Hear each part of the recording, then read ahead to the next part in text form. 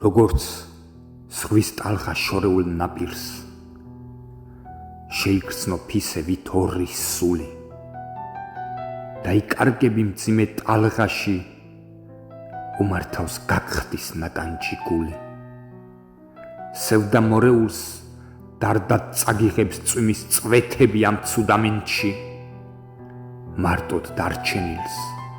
უნდა გესმოდეს რომ იმ ნაპირას ვიღაც განიცდის თვალცრემლიანი უიმედობით და უნდობელი დროის ისრებში